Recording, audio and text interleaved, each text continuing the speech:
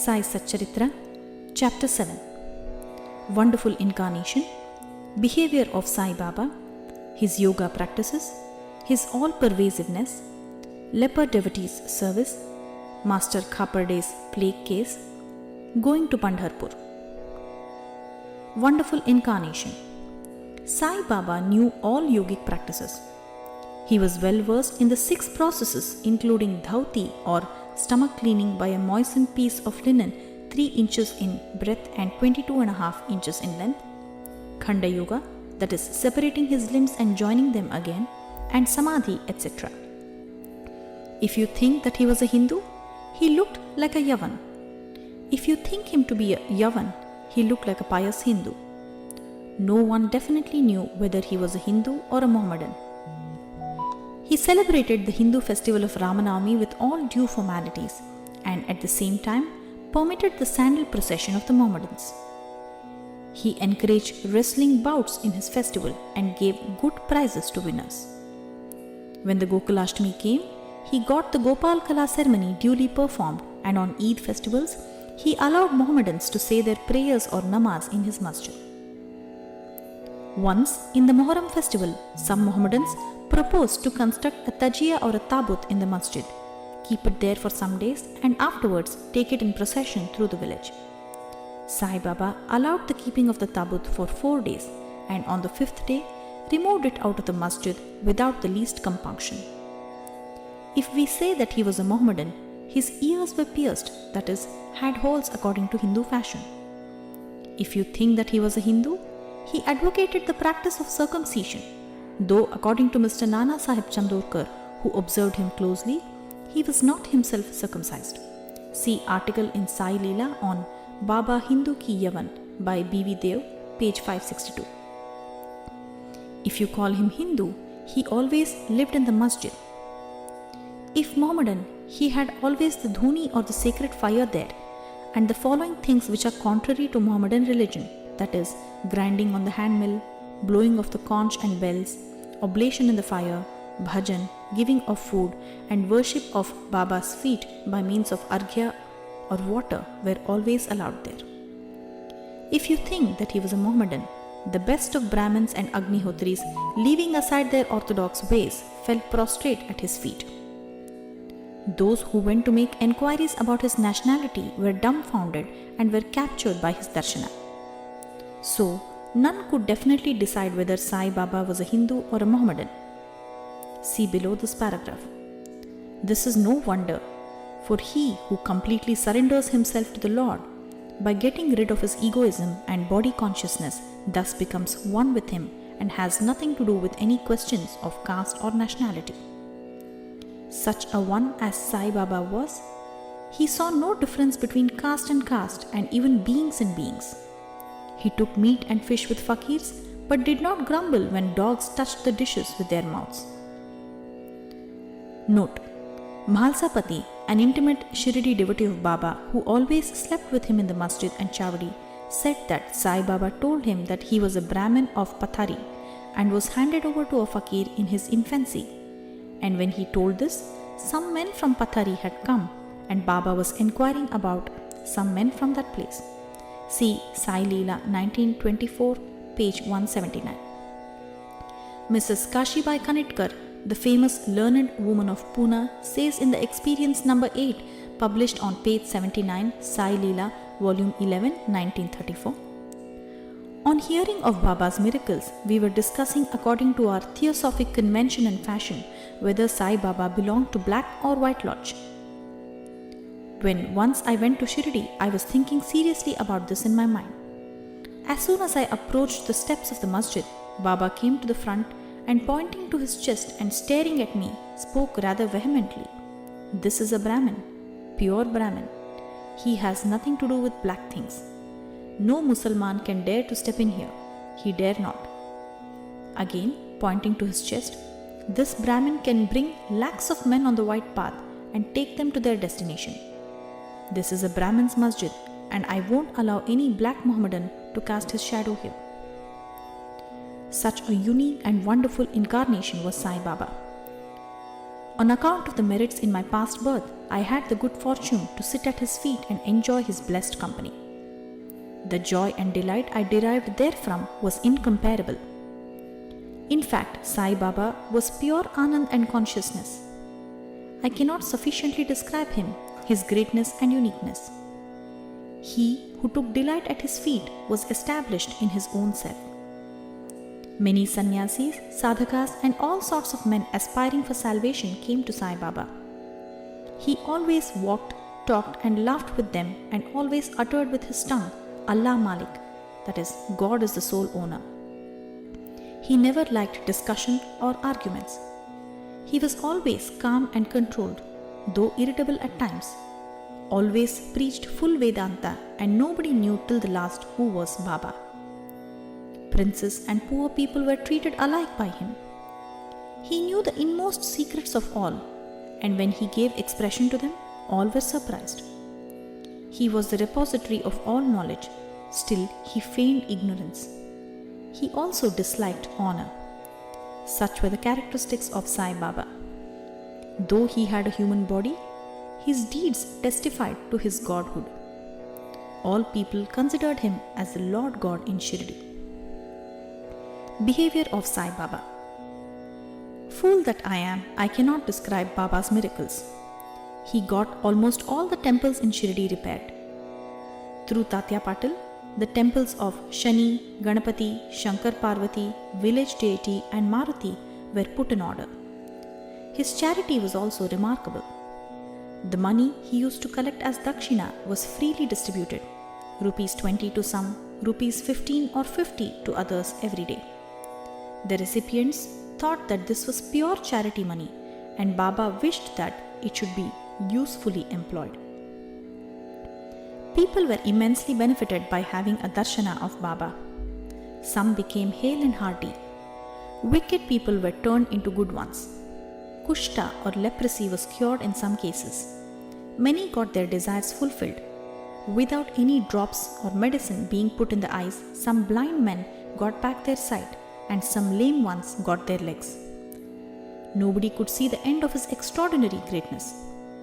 His fame spread far and wide, and pilgrims from all sides flocked to Shirdi. Baba sat always near the dhuni and eased himself there, and always sat in meditation, sometimes with and on other times without a bath. He used to tie a white turban on his head and wear a clean dhotar round his waist and a shirt on his body. This was his dress in the beginning. He started practicing medicine in the village, examined patients and gave medicines. He was always successful and he became famous as a hakim or a doctor. A curious case may be narrated here. One devotee got his eyeballs quite red and swollen. No doctor was available in Shirdi.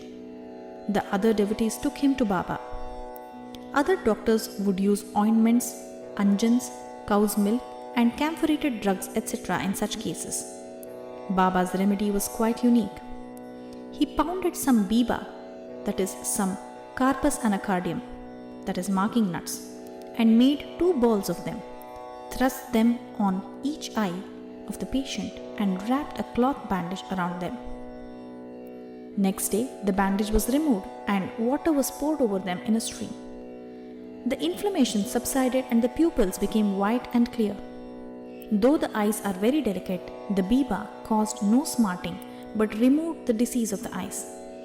Many such cases were cured, and this is only an instance in point. Baba's yoga practices. Baba knew all the processes and practices of yoga. 2 of them will be described here. Number 1, dhauti or cleaning process. Baba went to the well near a banyan tree at a considerable distance from the masjid every 3rd day and washed his mouth and had a bath. On one occasion, he was seen to vomit out his intestines, clean them inside and outside and place them on a jam tree for drying. There are persons in Shirdi who have actually seen this and who have testified to this fact. Ordinary dhauti is done by a moistened piece of linen 3 inches broad and 22.5 feet long. This piece is gulped down the throat and allowed to remain in the stomach for about half an hour for being reacted there and then taken out. But Baba's dhauti was quite unique and extraordinary. Khanda Yoga. In this practice, Baba extracted the various limbs from his body and left them separately at different places in the masjid. Once, a gentleman went to the masjid and saw the limbs of Baba lying separately at separate places.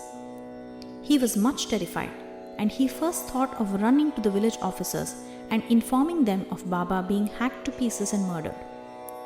He thought that he would be held responsible as he was the first informant and knew something of the affair. So he kept silent. But next day, when he went to the masjid, he was very much surprised to see Baba hale and hearty and sound as before. He thought that what he had seen the previous day was only a dream. Baba practiced yoga since his infancy, and nobody knew or guessed the proficiency he attained.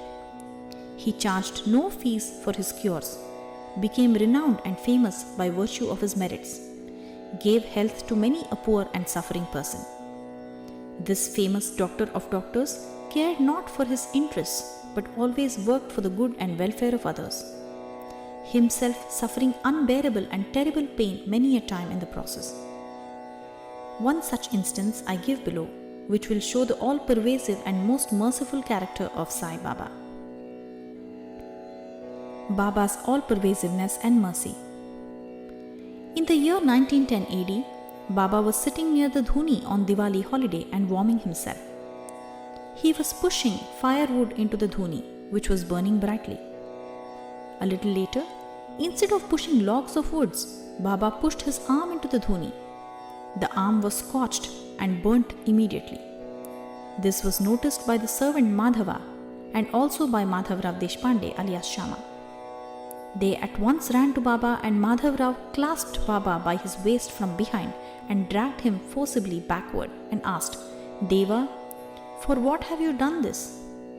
Then Baba came to his senses and replied, "The wife of a blacksmith at some distant place was working the bellows of a furnace. Her husband called her. Forgetting that her child was on her waist, she ran hastily, and the child slipped into the furnace. I immediately thrust my hand into the furnace and saved the child. I do not mind my arm being burnt, but I am glad that the life of the child is saved." Leper Devotees Service. On hearing the news of Baba's hand being burnt from Sharma, Mr. Nana Sahib Chandorkar, accompanied by the famous doctor Paramanand of Bombay, with his medical outfit consisting of ointments, lint and bandage, etc., rushed to Shirdi and requested Baba to allow Dr. Paramanand to examine the arm and dress the wound caused by the burn. This was refused. Ever since the burn, the arm was dressed by the leper devotee Bhagoji Shinde. His treatment consisted in massaging the burnt part with ghee and then placing a leaf over it and bandaging it tightly with pattis or bandages. Mr. Nana Sahib Chandorkar solicited Baba many a time to unfasten the pattis and get the wound examined and dressed and treated by Dr. Paramanand, with the object that it may speedily heal. Dr. Paramanand himself made similar requests, but Baba postponed, saying that Allah was his doctor and did not allow his arm to be examined. Dr. Paramanand's medicines were not exposed to their air of Shirdi, as they remained intact, but he had the good fortune of getting a darshana of Baba. Bhagoji was allowed to treat the hand daily. After some days, the arm healed and all were happy. Still, we do not know whether any trace of pain was left or not. Every morning, Bhagoji went through his program of loosening the pattis, massaging the arm with ghee, and tightly bandaging it again. This went on till Sai Baba's samadhi or death. Sai Baba, a perfect siddha as he was, did not really want this treatment, but out of love to his devotee, he allowed the upasana, that is, service of Bhagoji, to go on uninterrupted all along. When Baba started for Lendi, Bhagoji held an umbrella over him and accompanied him. Every morning, when Baba sat near the post close to the dhuni, Bhagoji was present and started his service. Bhagoji was a sinner in his past birth. He was suffering from leprosy. His fingers had shrunk. His body was full of pus and smelling badly. Though outwardly he seemed so unfortunate, he was really very lucky and happy, for he was the premier servant of Baba and got the benefit of his company. Master Khaparde's plague case. I shall now relate another instance of Baba's wonderful Leela. Mrs. Khaparde, the wife of Mr. Dada Saheb Khaparde of Amravati, was staying at Shirdi with her young son for some days.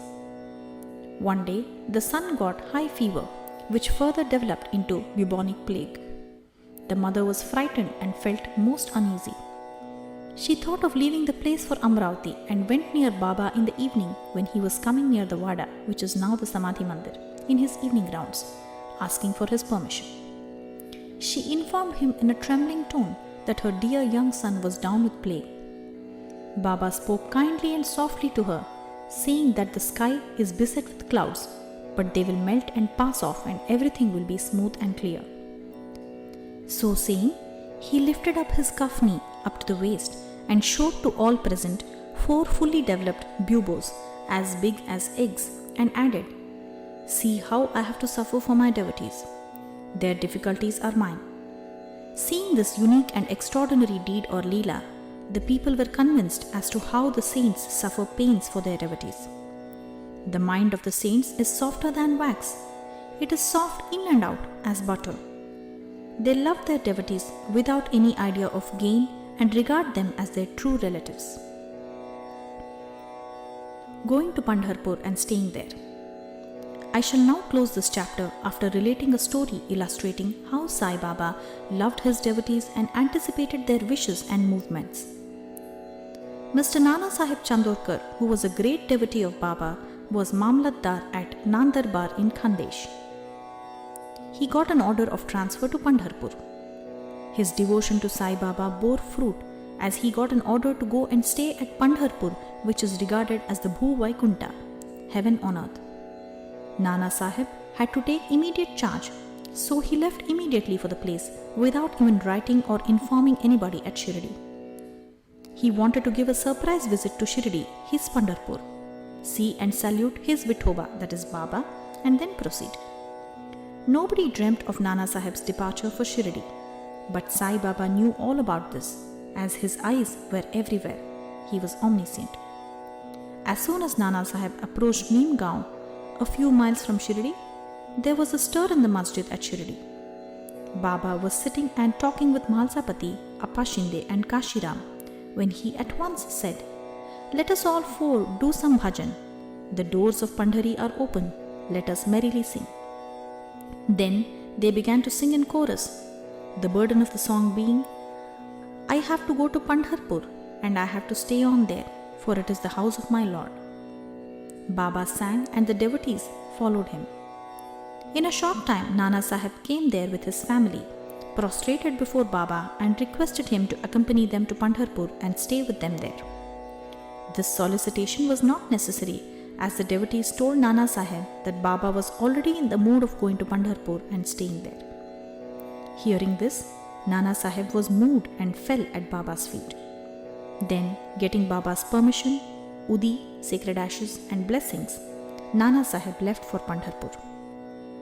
There is no end to Baba's stories, but let me now make a halt here, reserving for the next chapter other topics such as importance of human life, Baba's living on alms, Bayajabai's service and other stories.